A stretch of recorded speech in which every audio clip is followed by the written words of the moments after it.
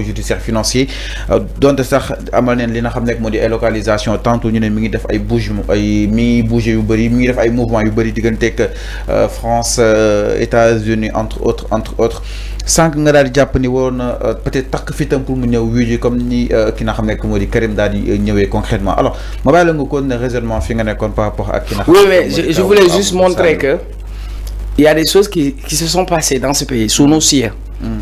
Aujourd'hui c'est comme si c'était le karma en fait. Okay. Ça c'est mon analyse personnelle. Maintenant si on revient sur les faits, qu'est-ce qu'on lui reproche? On lui reproche blanchiment de capitaux. Ci dossier Farba bi lañ leen tudd 125 milliards. wane ni am na ay liaisons moom ak Farba Ngom. Quelles sont ces liaisons? On a montré que y a un compte bancaire du nom de Seynabou Ndiaye, d'une dame qui s'appelle Seynabou Ndiaye, où on a vu des transactions financières à hauteur de 10 milliards. Mais compte bancaire boobu Amadou Sall moom moo fa am procuration kon ñu jàpp ni kon ndaw soosu enquêteurs yi ci liñ déterminé ndaw si kon prête non la xaalis boobu fu mu jógee ab terrain. bu ñu jaay terrain fu mu jógee ñu ne papa moo ko may. Je veux rappeler à l'histoire, rappeler à Macky Sall Karim Wade bi ñu ko toppee dafa am bien yu ñu ko topp mu ne papa moo ko may ñu ne ko don amul. mais amul foofu laa bëggoon yam beneen bi jarul sori am na ñu may dégg ñu naan woy nationalité américaine ça c'est des conneries, ça ne tient pas la route. mais loolu dafay bloquer li nga xam lan lay bloquer rapatriement concrètement ku la ko wax fan lañ ko bind nit ñi dañuy wax seen xalaat. mais est-ce que am nañ accord yi diggante ak Sénégal ma ne sëñ bi Barthélémy Diaz amul double nationalité. Est-ce que ça a empêché au Sénégal d'exercer li nga xam ni mooy liggéeyam. mais mi ngi fi. defal ndànk gars yi parfois dañ naan wéy buñ la woowee jàpp la américains yi dañoo bëgg seen doom bu deful lu dul dëgg mooy lan ba pare xam nga la mooy défaite grave. Je me rappelle Macky Sall am na doomam bu defoon diplôme am mu déplacé wu mook jabaram pour dem États-Unis pour seen doom dañ koy jox diplôme ci école loolu mooy njëkk a nekk défaite grave parce que ça veut dire que yow boo liggéeyoon ci sa réew école yu baax.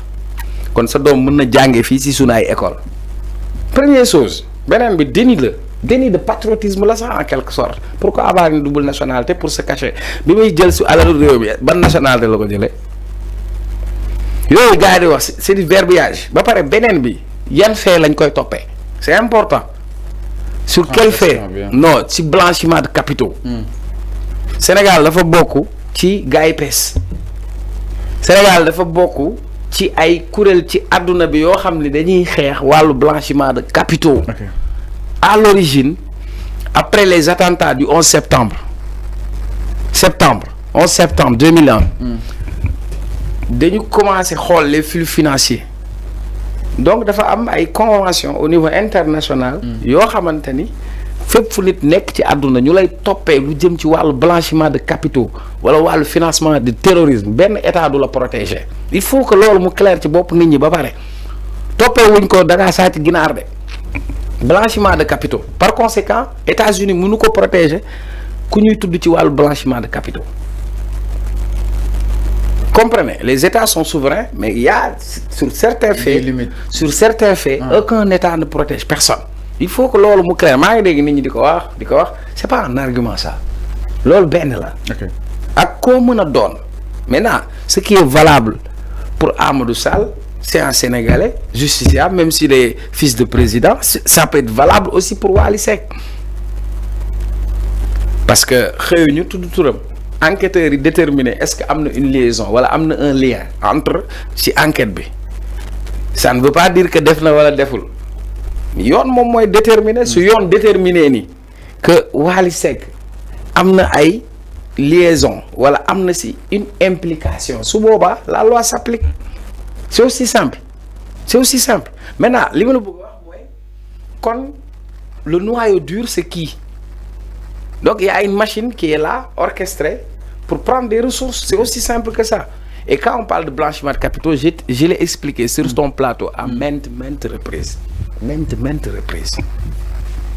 dafa am loo xam ne ci wàllu finance publique su amee traçabilité xam nga parfois booy ci génn bi dañ lay jaay benn affaire ne la bul jaar koñ bee wala parfois ñu ne la non booy def dara crime warul am trace waru am trace waxu mbedd laa lay wax léegi nag pour bañ trace da ngay wut ay yoon yoo xamante ni fa ngay xàlli ba kenn du ko njort ba kenn du ko gis c'est pourquoi on parle de prête-nom et de société écran dans ce dossier tu as parlé on t'a dit da ngay gis telle personne ñu créer telle société bi ñu créer boo xamante ni yàggul mën a jot ay milliards ça s'appelle les sociétés écran un écran dafa am lu muy muur ci ginnaaw quand on te parle de prête-nom mooy toi par exemple yaa ngi ci administration am nga fonction yooyu occupé mais boo sàccee mënoo ko bind sa tur doo ko bind sa turu jabar doo ko bind sa turu doom parce que enquêteur bi suy enquête foofu lañ njëkk a xool da ngay dem nga xool